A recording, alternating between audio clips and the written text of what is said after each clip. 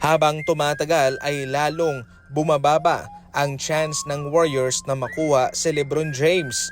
Ngunit mayroong isang pag-asa na posible pa rin pong makabingwit ng malaking isda ang Golden State Warriors sa free agency. Walang iba kundi itong si DeMar DeRozan na ini-waive nga po ng Sacramento Kings kanina.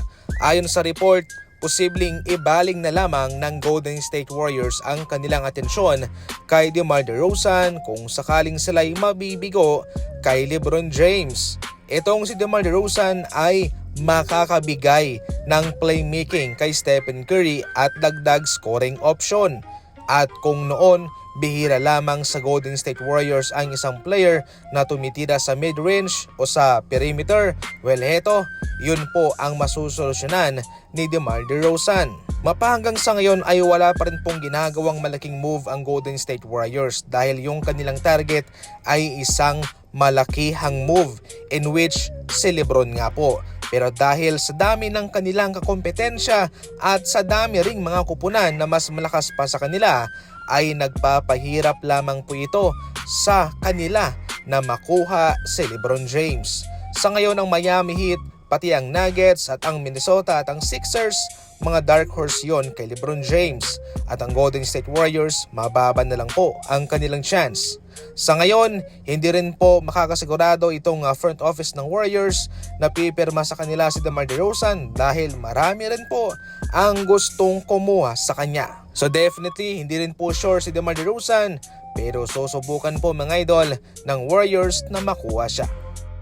Nagpakatotoo na lamang itong si Giannis sa kanyang kagustuhan na pumunta sa Miami Heat. Inilabas na nga po ni Giannis mga idol ang malaking dahilan kung bakit sa lahat ng mga kupunan na nagpapakita ng kagustuhang makuha siya ay ang Miami Heat po ang kanyang napili.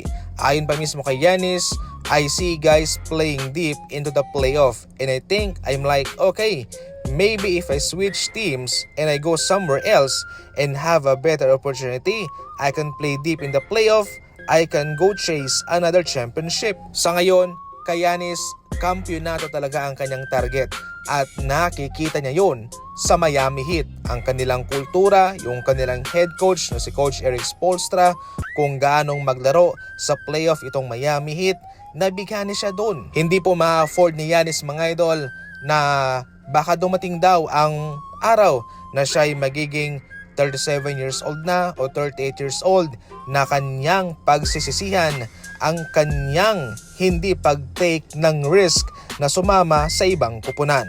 At kaya ito na po yung resulta.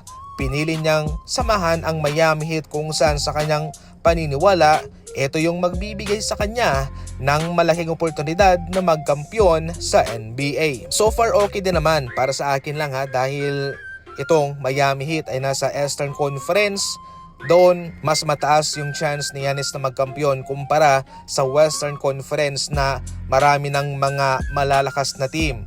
So bale, mas mapapadali talaga sa kanya na magkampiyon sa NBA kung nandun siya sa kabilang grupo. Siyempre doon, yung kanilang kakalabanin, ang Boston Celtics, New York Knicks, siyempre yung Milwaukee Bucks, yung 76ers, yun lang. Pero kung sa Western Conference, marami sila.